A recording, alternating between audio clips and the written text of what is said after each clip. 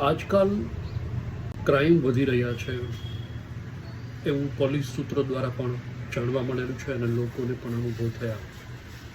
Fraud crime, જેને cyber crime કહેવામાં આવે છે, આ સાયબર ક્રાઇમ બીજે ક્યાં ક્યાં ચાલે છે એની વાસ્તવિક વાત તમને કરું.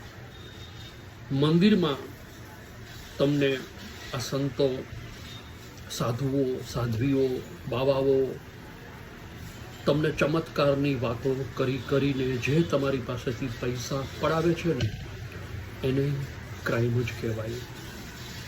આને પણ સાયબર ક્રાઇમ જ કહેવાય. પણ લોજિક નથી સમજાતું.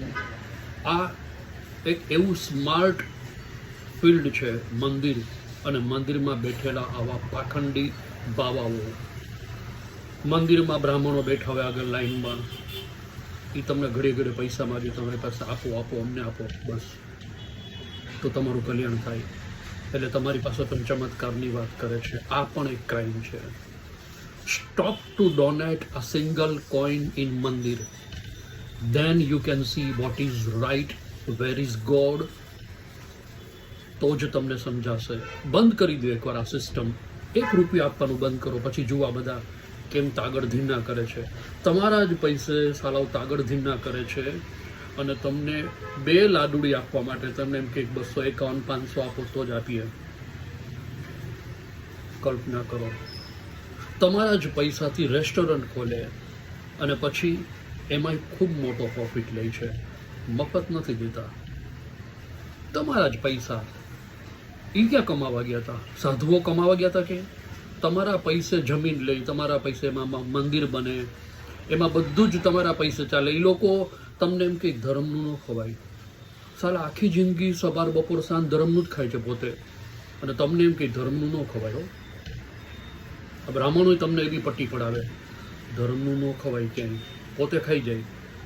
એ આખી જિંદગી ધર્મનું જ ખાય. પાછા લોટે એને કોક આપે, શાકભાજી એ ગામનું, બધું મફતનું.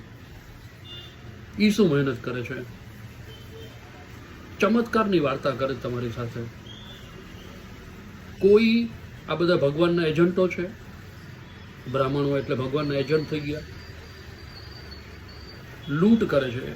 આ લૂંટ કહેવાય. આને પણ ક્રાઇમ કહેવાય. Stop to donate a single coin to Brahmin also. એને પણ કામ કરવા દો, મહેનત કરો, નોકરી કરો, જોબ કરો, ધંધો કરો ને પૈસા કમાવો. ખોટી ખોટી વાતમાં તમને ફસાવે, ચમત્કારની વાત કરે, પિતૃદોષની વાત કરે, હવન કરાવે, ધૂણાવે, તમને દાણા નાખે. એકી આવી, બેકી આવી, બેકી આવે તો કામ થઈ ગયું. જાગો જનતા, જાગો.